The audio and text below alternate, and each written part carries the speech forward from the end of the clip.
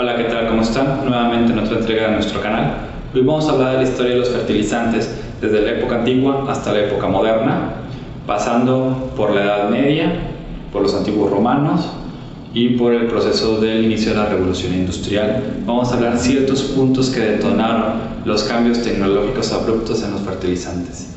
Empezaremos hablando de dónde nacen los fertilizantes. Es muy antiguo el uso de fertilizantes, principalmente el de las sustancias que mejoran la producción agrícola. Esto nace simplemente de la observación.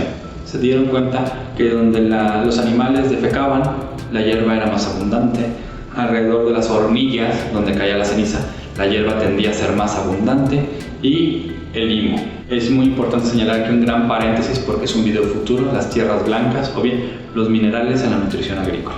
Entonces, los primeros documentales que tenemos del uso de fertilizantes o del abono de las tierras es en el Antiguo Egipto, cuando ellos se dan cuenta que el limo que arrastra el río Nilo en sus inundaciones permite que la hierba crezca de mejor manera. Posteriormente, en la Antigua Grecia, Hesíodo, Demócrito hablan un poco de agricultura, empiezan a expresarse propiamente de la agricultura, pero no es hasta los antiguos romanos, en el 300 a.C., cuando se empiezan a escribir los primeros tratados de agricultura. Asuntos Rurales es uno de los libros muy importantes de Catón y Columela. Estos dos son referentes en la producción agrícola de la antigua Roma. ¿Por qué es importante la producción agrícola de la antigua Roma? Porque Roma creó un imperio donde permeó sus conocimientos a muchas áreas. Bien, dentro de las cosas importantes que establecen estos tratados, una que es sumamente importante y fue de clarividencia para mí, fue que ellos declaran sus dos grandes problemáticas de producción en la antigua Roma: el cambio climático y el agotamiento de las tierras.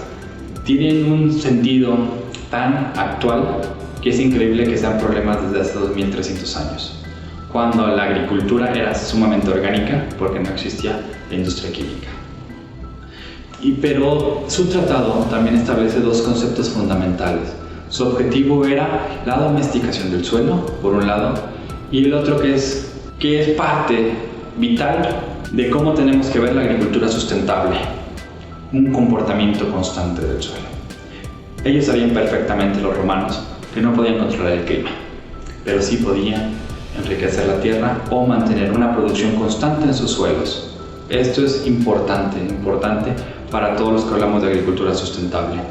Bien, dentro del tratado se hace mucho hincapié al estiércol de diferentes fuentes, tanto animal como vegetal. Se habla de las primeras biofábricas, porque hoy tienen el nombre de biofábricas, donde amalgamas una serie de desechos, los dejas fermentar un tiempo y después lo aplicas al suelo.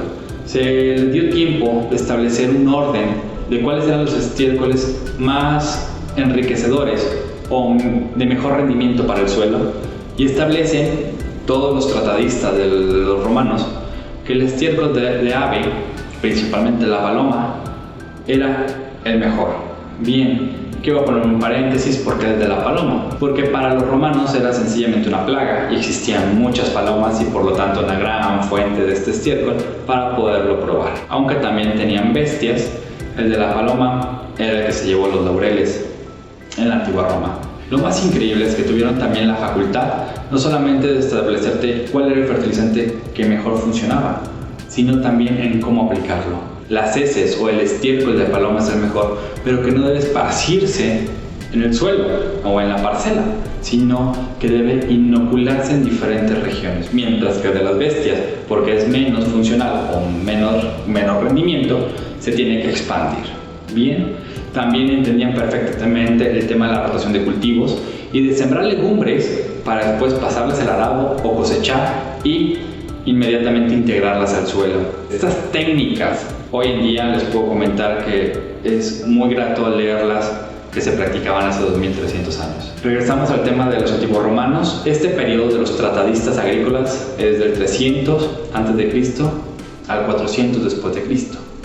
En este punto tenemos un tema, una inflexión en el conocimiento, porque entramos en el oscurantismo, que no solamente fue religioso, sino se ocultaban las técnicas agrícolas para producir mejor, lo que llevó a Europa a una serie continua de grandes hambrunas, Y esto es porque ellos solamente tenían herramientas: el estiércol, la rotación de cultivos y el abono verde. O sea, no hubo desarrollo de nuevas técnicas, aun cuando los romanos ya tenían un tratado y sabían hacia dónde encaminarse.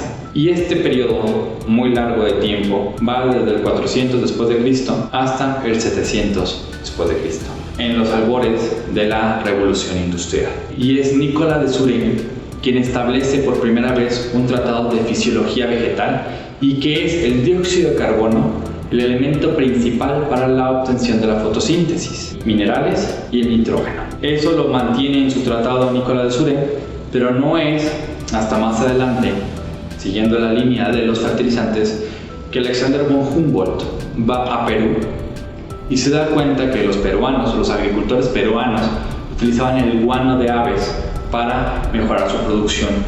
La gente en la época de von Humboldt, que fue cerca de 1750, ya tenían un gran problema para producir más comida, porque el crecimiento exponencial de la población no estaba siendo abatido el tema de la alimentación. Era importantísimo encontrar nuevas técnicas de producir más comida. Y entonces Alexander von Humboldt lleva a Europa en el 1750 más o menos lo que era el guano de ave, y es en el 1850 cuando se detona la famosa era del guano en Perú. Lleva a la economía peruana a posicionarse en los primeros lugares a nivel mundial.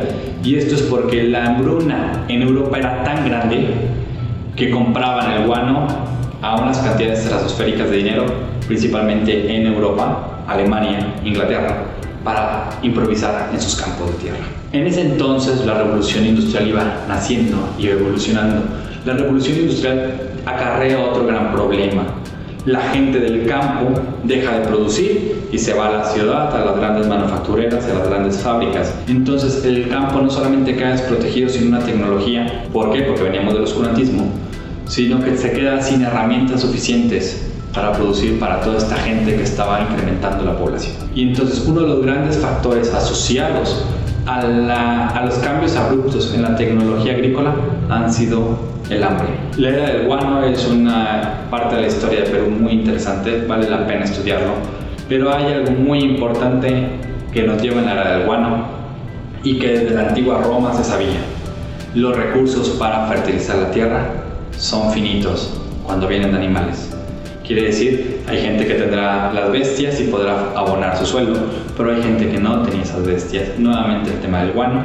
Había ciertos países que se podían permitir comprarlo porque tenían precios muy altos, y había otros países que no podían comprar este fertilizante. Eso orilló a que la tecnología, los grandes químicos como Haber-Bosch, desarrollaran procesos puntuales para la obtención de elementos, en este caso sintéticos, como el amoníaco.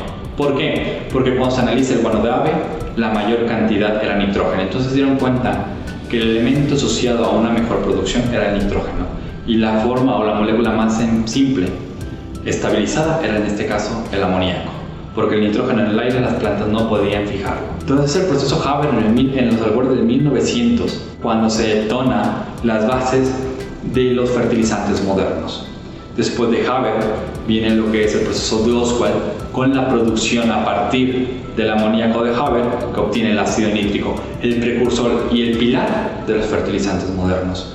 Y esto, por eso, desde el 1900 a la fecha, las hambrunas fueron disminuyendo.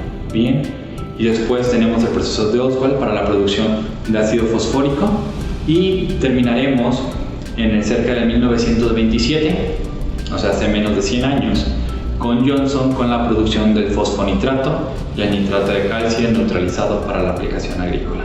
En este punto hemos terminado nuestro pequeño video y hemos visto cómo la agricultura que practicaban los antiguos romanos, hay muy buenos tratados, era una agricultura sustentable, pero tenían ciertas limitantes que se vienen a resolver hasta la época moderna del siglo XIX. Con esto, el siguiente video que vamos a transmitir va a ser a través del cambio climático y cómo ha ido afectando no solamente a la humanidad, sino también a la agricultura. Porque retomando la visión de Columela, el suelo lo tenemos que domar, porque el clima va a seguir cambiando. Con esto me despido, nos vemos en el siguiente video. Gracias.